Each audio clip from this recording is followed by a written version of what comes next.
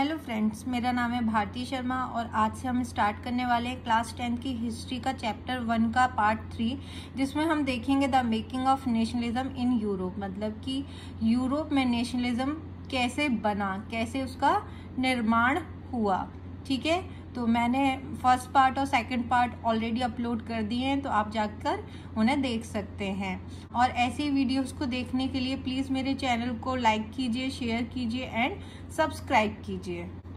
तो चलिए स्टार्ट करते हैं आज का topic, the making of nationalism in Europe.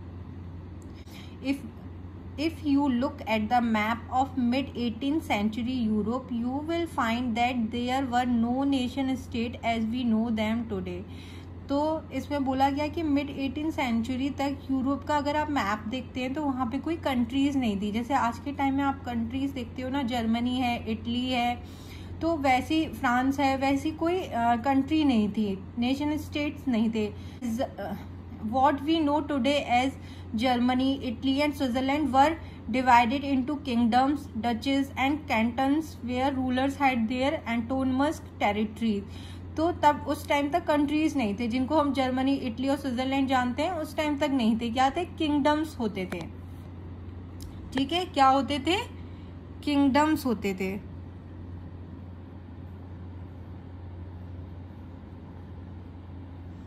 Kingdoms होते थे, जिनको बोलते हैं हम किंगडम्स। डचेज एंड कैंटन्स होते थे, जिन्हें हम आज जर्मनी और स्विट्जरलैंड, तब तक कोई नहीं जानता था कि ये क्या है, कंट्रीज हैं।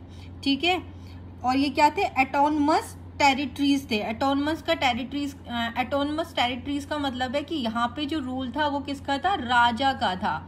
ठीक है, सिर्फ उसकी सत्ता चलती थी, राजा की। वो अपनी मर्जी से सारे काम, मतलब सारा कंट्रोल आप बोल सकते हो राजा के पास होता था। Eastern and central Europe were under autocratic monarchies with in the territories of which live diverse people.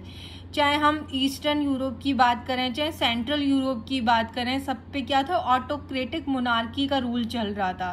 ठीक है, और उसमें डिफरेंट टाइप के लोग रहते थे, बहुत ज़्यादा डाइवर्सिटी रहती थी, क्योंकि मैंने बोला था ना कि वहाँ पे कंट्रीज नहीं थी, नेशन स्टेट नहीं होते थे, तो अलग अलग रीजन के लोग होते थे एक एम्पायर में, किंगडम में। तो उस तरीके से तो हमें बहुत सारी डाइवर्सिटी देखने को मिलती है अगर हम यूरोप में मिड 18th सेंचुरी की ये बात कर रहे हैं। They did not see themselves as sharing a collective identity और अ कॉमन कल्चर।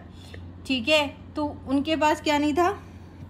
उनके पास कलेक्टिव आइडेंटिटी जैसी कोई चीज नहीं थी और ना ही कोई कॉमन कल्चर था। ऑब्वियस सी बात है, वो अलग अलग रीजन से बिलोंग करते हैं। अब राजा है, किसी ने अटैक कर दिया राजा ने, और वहां का जो टेरिटरी थी उसको अपने किंगडम में मिला लिया, तो खुद सोचो ना, वहां के लोग तो अलग होंगे और राजा का जो वो अलग अलग पैच वर्क में हो गया, उसके रीजन अलग हैं, तो उसने तो उसको मिला लिया अपने किंगडम में, लेकिन लोग तो वहां के अलग है ना भाई।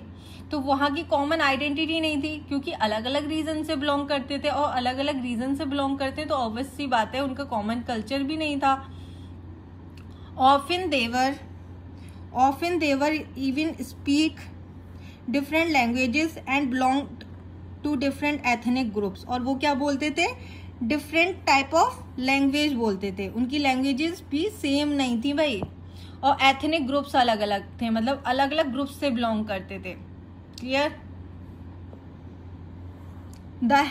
The Habsburg Empire that ruled over Austria-Hungary, for example, was a patchwork of many different regions and pupils. तो पहले तो वहाँ पे बता दिया गया कि यूरोप में क्या सिस्टम चल रहा था। अब उनको कोई ना कोई तो एग्जाम्पल देना था, तो एक बहुत बड़ा एम्पायर था यूरोप में उस टाइम पे, हैब्सबर्ग एम्पायर। ठीक है, तो उसका एग्जाम्पल इन्होंने लिया हुआ है हैब्सबर्ग एम्पायर का, कि हैब्सबर्ग एम्पायर था एक यूरोप में। ठीक है, उस कहाँ तक फैला हुआ था? ऑस्ट्रिया हंगरी पे वो रूल कर रहा था। ठीक है, और वहां पे was a patchwork of many different regions and people. अब ये बात आती है कि पैच वर्क होता क्या है ना? पैच वर्क क्या होता है कि जहाँ पे डिफरेंट टाइप्स ऑफ लोग रहते हैं। पैच वर्क देखा है, कोई कपड़ा है जिसमें अलग अलग टाइप का डिजाइन दे दी, ठीक है, तो उसको बोलेंगे, जैसे यहाँ पे समझो ये कोई कपड़ा मान लो, ठीक है, ये कोई क्लोथ है, तो इतने एरिया में क्या कर दिया, यहाँ पे ऐसा कुछ डिजाइन है, मतलब कुछ भी हो सकता है, इतने पे क्या कर दिया, ऐसा कुछ डिज़ाइन है, यहाँ पे फ्लावर्स हैं, वो ठीक से नहीं बन रहा है, बट डिफरेंट टाइप ऑफ क्या है यहाँ पे। तो ये तुम देख रहे हो कि ये कपड़ा है, इसमें डिफरेंट टाइप ऑफ डिजाइन है, मतलब पैच वर्क बने हुए हैं। तो वैसे ही वहां पे क्या होता था कि रीजन जो थे ना, जैसे ये हमारा पैच वर्क बना हुआ है यहाँ पे, जैसा मैंने बताया कि डिफरेंट टाइप ऑफ डिजाइन मैंने एक कपड़े में लगा दिया है, तो ये क्या है, पैच वर्क है, डिफरेंट टाइप ऑफ, ठीक है। तो वैसे ही वो जो हैब्सबर्ग एम्पायर था वो भी डिफरेंट टाइप ऑफ रीजन थे उसमें, और डिफरेंट टाइप ऑफ रीजन है तो ऑब्वियसली बात है डिफरेंट टाइप ऑफ पीपल रहते थे वहां पे। It included the Alpine regions the Tyrol, और इसमें इंक्लूड था एल्पिन रीजन का, टायरोल जगह थी, ऑस्ट्रिया एंड द सुडेटनलैंड, और सुडेटनलैंड भी उसमें ऐड था, ठीक है, किसमें, हैब्सबर्ग एम्पायर में। As well as Bohemia where the aristocracy was predominantly German speaking, और वहां पे भूमिया जो जगह है वहां पे भी वो भी किसके अंडर में आ रही थी, हैब्सबर्ग एम्पायर के अंडर में आ रही थी, जहां पे जो अरिस्टोक्रेसी थी, मतलब जो कुलीन वर्ग के लोग थे, जो अमीर लोग थे, वो कौन सी भाषा बोलते थे, जर्मन स्पीकिंग लोग रहते थे वहां पे। अरिस्टोक्रेट जो थे जर्मन स्पीकिंग भाषा बोलते थे, कहाँ पे, भूमिया में। तो आप देख रहे हो अलग अलग टाइप का मिल रहा है ना, कि टायरोल आ रहा है, ऑस्ट्रिया आ रहा है, सुडेटनलैंड आ रहा है, भूमिया आ रहा है, ठीक है। और भूमिया के लोग मोस्टली जो प्रीडोमिनेटली थे, हमारे अरिस्टोक्रेट्स थे, अमीर लोग जो थे, वो जर्मन लैंग्वेज बोल रहे थे। Clear.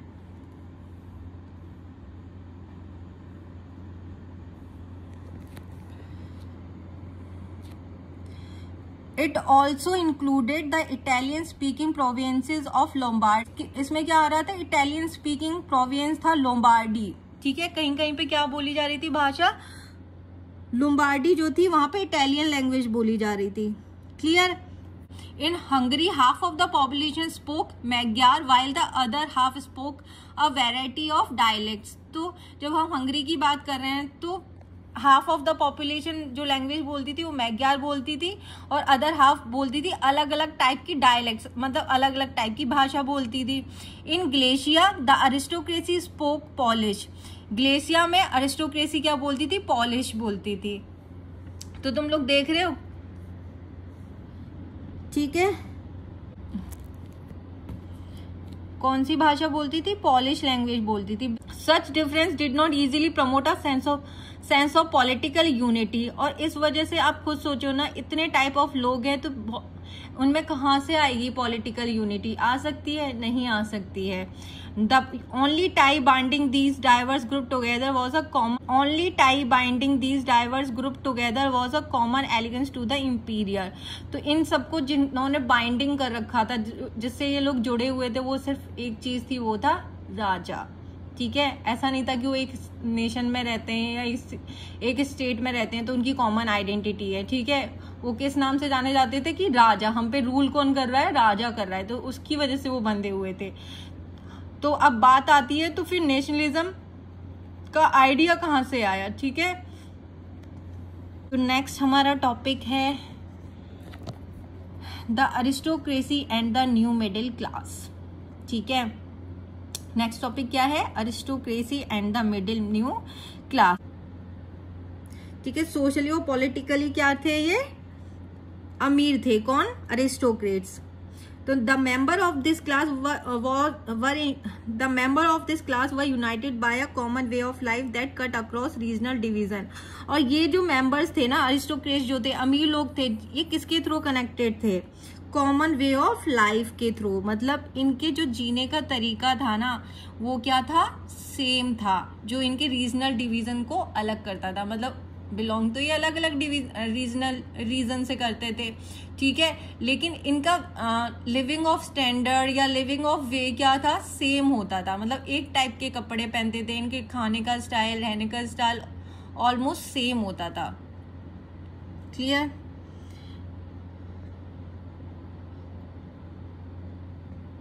They owned state in the country side and also town houses. तो इनके पास जो घर थे, जो प्रॉपर्टी थी, वो कंट्री साइड में भी होती थी और टाउन हाउसेज में भी होती थी। किसके पास, अरिस्टोक्रेट्स के पास। They speak French of purpose of diplomacy and in high society. तो ये जब पार्टीज में जाते थे ना अरिस्टोक्रेट्स यूरोप के, तो वो एक ही कॉमन लैंग्वेज बोलते थे, फ्रेंच लैंग्वेज यूज करते थे। मतलब फ्रेंच लैंग्वेज को एकदम सिंबल माना जाता था अरिस्टोक्रेसी का, मतलब हायर क्लास का। तो जब ये लोग मिलते थे तो फ्रेंच लैंग्वेज बोलते थे। जैसे हम लोग भी देखते हैं ना कि जिसको इंग्लिश आती है तो वो क्या, वो तो बहुत पढ़ा लिखा है, भले ही उसे कुछ ना आता वो, ठीक है। तो इस तरीके से तो ये लोग फ्रेंच लैंग्वेज को ही बहुत हाई स्टैंडर्ड की लैंग्वेज समझते थे। Their families were often connected by ties of marriage, ठीक है। और इनकी जो फैमिलीज थी ना वो शादी के थ्रू कनेक्टेड थी, मतलब ये लोग आपस में ही शादी करते थे। जैसे हमने देखा ही था कि जो लुई 16 था उसकी शादी प्रिंसेस से हुई थी, जो कहाँ की थी, ऑस्ट्रिया की प्रिंसेस थी, मैरी एंटोनेट से हुई थी। तो ये लोग अमीर घरों में ही शादी करते थे। Their families were often connected by ties of marriage. This powerful aristocracy was however numerically small groups. तो जैसे हम लोग आज के टाइम में भी देखते हैं कि अमीर लोग क्या होते हैं, न्यूमेरिकली कम होते हैं, ठीक है। वैसे ये लोग न्यूमेरिकली कम थे उस टाइम पे भी। The majority of the population was made up of the peasantry. और सबसे ज्यादा पॉपुलेशन किसकी थी, पीजेंट्री की थी। किसकी थी, पीजेंट्री की थी। मेजोरिटी में कौन थे, मेजोरिटी पॉपुलेशन थी पीजेंट्री, मतलब गरीब लोगों की थी। To the west the bulk of the land was farmed by tenants and small owners. West side में तो फिर भी ठीक था कि टेनेट्स थे या स्मॉल ओनर्स थे, ठीक है। जो छोटे जमींदार होते हैं ना, जो प्रॉपर्टी पे काम करते हैं, तो उनके पास तो फिर भी थोड़ी बहुत जमीन थी जिसपे वो काम करते थे। ईस्टर्न और सेंट्रल यूरोप में तो और ज्यादा खराब हालत थी, क्योंकि वहां पे जो बड़े बड़े लैंडलॉर्ड हैं वो किससे काम कराते थे, सर्फ से कराते थे, ठीक है। तो उनके पास तो लैंड भी नहीं होता था।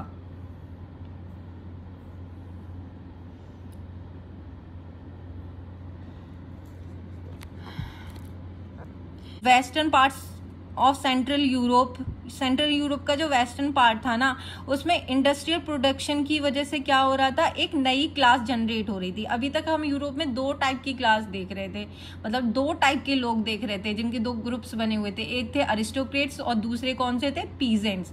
अब तीसरी इंडस्ट्रियल रेवोल्यूशन के बाद क्या होता है, तीसरा ग्रुप भी आ जाता है, तीसरी क्लास भी आ जाती है, जो किसकी थी, मिडिल क्लास की थी। अब देखो एंट्री किसकी हो गई है, मिडिल क्लास की हो गई है, जो किसके थ्रू आए थे, इंडस्ट्रियल प्रोडक्शन।